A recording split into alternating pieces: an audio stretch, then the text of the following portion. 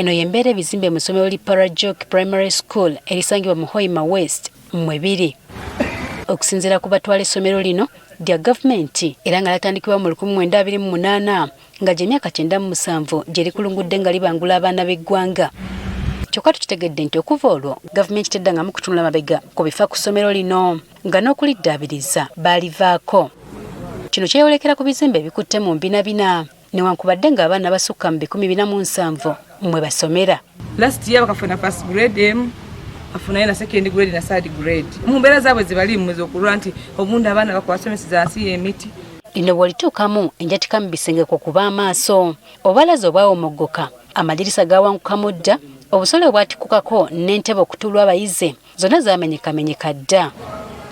Bano bagamba nti kyolaba emiryango kyoleka n'ekiri emmanju anti ng'oggyako kaabuyonjo okubeera mu mbeera embi ate tezimala ng'abayizi okugendayo basimba nnyiriri. Gatwinisa enyuma okwo zonka tiziri kulungi tiziri kumala kulungi kandi n'ensiro nazo zikuzire abaana osanga omuni bagenda babiri omwalina kubanza kusebekereza ondi nikwakoleki bamale kweyamba. Mbwe enkuba bw'etonnya bano bawalirizibwa okujja abaana bano mu bibiina ne balagira okudda ewaabwe nga bweyiika obuyiisi babaddusa mu nsinzizo eriri okumpi. Obwire obumu bw'enjura obuba enjura eisire tubumu tufosinga abaana bwire balwajja okubagaluza omuka bwire butakahikire nitutiina ebyombeko okubakola kubagwera.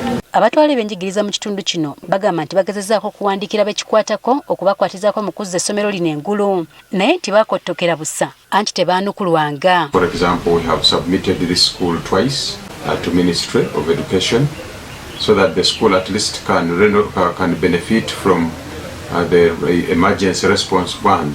Bano kye baakola kwali kuzibikira njatika n'okusiga langi ku bisenge kyokka nga na bino byabumbulukuka dda nga kati singa babaawo okuyuguma kwonna ebizimbe byandikuba abaana. And this is the classrooms. These are the classrooms that our students, our pupils are studying from.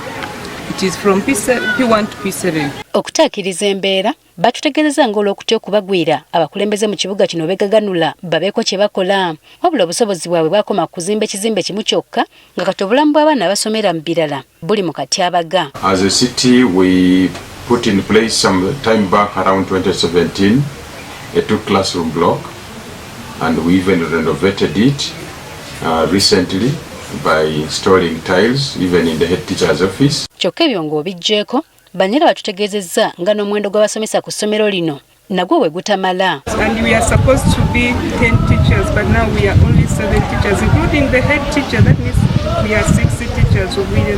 Kati abazadde wamu n'abakulira essomero lino baagala gavumenti ebadduukirire naddala okwongera ku nsimbi zebawa okuddaabiriza n'okuddukanya essomero lino. Tuweereza obuyambi biko essomero lyaitu lizookeko.